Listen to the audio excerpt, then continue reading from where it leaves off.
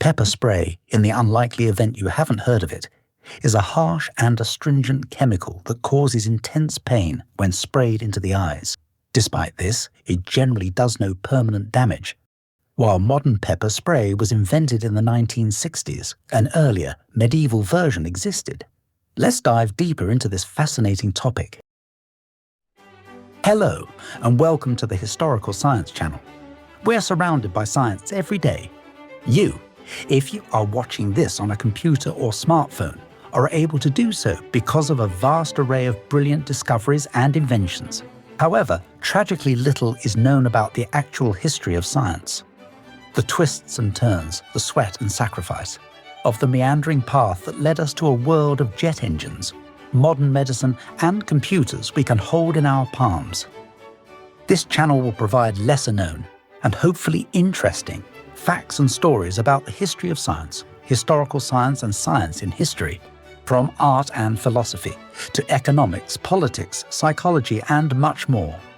From video games of the 1950s to medieval Chinese earthquake detectors to Victorian ideas about dinosaurs, we hope to entertain and inform. Best of all, you don't need a background in science or history in order to enjoy this channel. All that's required is an open mind and eager curiosity. Let's begin. Italy in the 14th century wasn't exactly a peaceful place.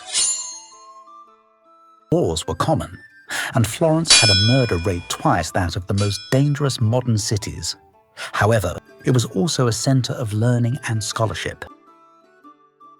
Nothing captures the blend of these two worlds better than the Flosculatorum, or Flower of Battle, written in around 1410. This illustrated treatise on fighting and martial arts was crafted with the guidance of an Italian knight named Fiore de Liberi.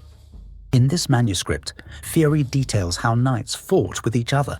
He describes exactly how a knight could use wrestling techniques in addition to weapons such as dagger, longsword, and poleaxe to defeat their enemies. Other portions describe the difference between armored and unarmored combat and how to fight on horseback. Knights were supposed to follow ideals of chivalry and honor, but it seems at least a few of them were somewhat lax in their practice. We can tell this because the book warns about the use of dirty tricks. Fiore states, Lord, there are some vicious things shown in this book that I know you would never do. I show them purely to aid your knowledge.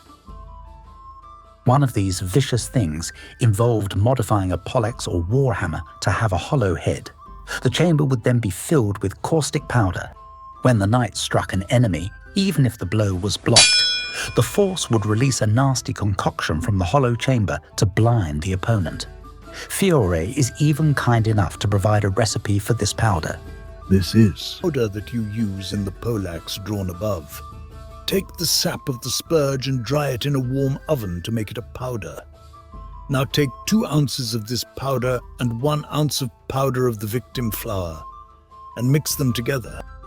Now load this powder into the poleaxe shown above. You can do this with any good caustic powder, but you won't find a better recipe than the one in this book. Now, here's where modern science comes into play. We don't know what the victim flower refers to, as botanical terms have changed significantly over the last 600 years. Some speculate it could be something like belladonna. However, spurge refers to a large genus of plants called Euphorbia, which has over 2,000 species.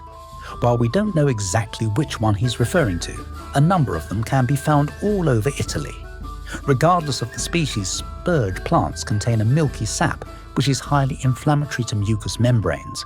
From the clues he has given us, we can be certain that regardless of what the victim flower was, the spurge sap would have been quite effective as a medieval pepper spray. A modern medical journal states that there is a spectrum of ocular inflammation associated with Euphorbia sap exposure.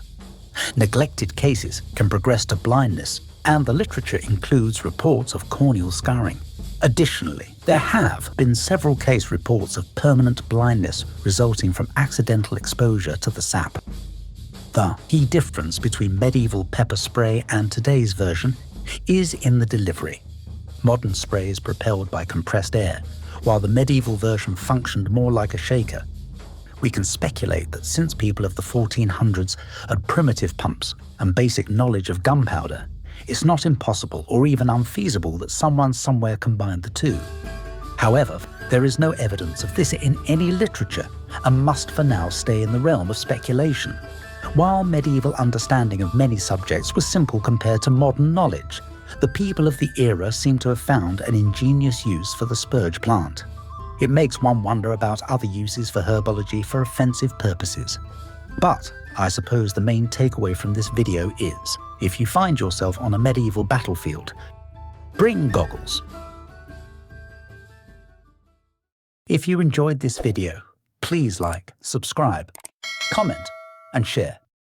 It's really appreciated